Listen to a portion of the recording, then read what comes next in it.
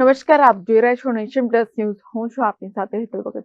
અરવલ્લીમાં પીએમને વેદના પત્ર આપવા નીકળેલી લાલજી ભગતની દંડવત યાત્રા મોડાસા સહયોગ ચોકડી ખાતે પહોંચી છે. અરવલ્લીના માલપુરથી દિલ્હી સુધી વડાપ્રધાન મોદીજીને દંડવત યાત્રાએ વાલ્મીકી સમાજના પ્રાણ પ્રશ્નોને લઈ વેદના પત્ર આપવા આ દંડવત યાત્રા નીકળી છે, જેમાં ગુજરાત વાલ્મીકી સંગઠનના અધ્યક્ષ લાલજી ભગત દ્વારા 1 જાન્યુઆરીથી દંડવત યાત્રાએ નીકળ્યા હતા કે જે આ યાત્રા આજે સવારે 9 કલાકે મોડાસાના સહયોગ ચોકડી ખાતે આવી પહોંચી હતી.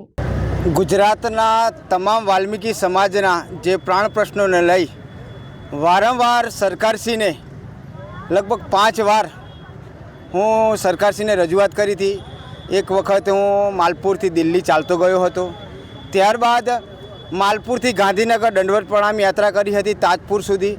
તાજપુર મુકામે મંત્રી આવી. કેવા પ્રકારના પ્રશ્નો માટે તમે નીકળ્યા છો અત્યારે આજે યાત્રા? જે ગુજરાતના તમામ જે સફાઈ કામદારો છે અને તમામ સરકારી કચેરીઓમાં જે એજન્સી દ્વારા જે કામદારોનું ભરપૂર શોષણ થઈ રહ્યું છે, સફાઈ કામદારો હોય, વોચમેન હોય, પટાવાળા હોય, તમામ એજન્સી દ્વારા ભરપૂર ગુજરાતમાં શોષણ થઈ રહ્યું છે.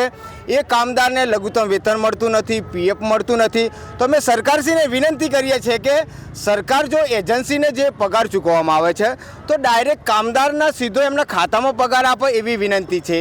ત્યારબાદ વાલ્મીકી સમાજને 78 વર્ષ થયા તેમ છતાંય અનામતનો પણ લાભ આપવામાં આવ્યો નથી.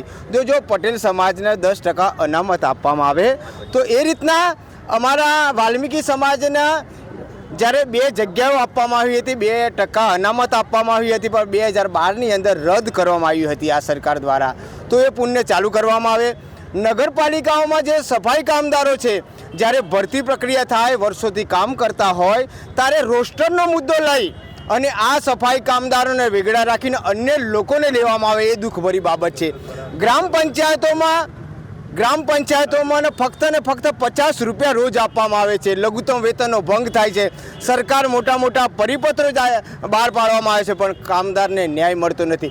એના માટે હું હવે આ દાંડી કૂચ જે રીતના યાત્રા કરી હતી ગાંધી બાપુએ, એ રીતના હું માલપુરથી દિલ્હી વડાપ્રધાન નરેન્દ્ર મોદી સાહેબશ્રીને વાલ્મીકી સમાજના સફાઈ કામદારોની વેદના આપવા માટે જઈ રહ્યો છું.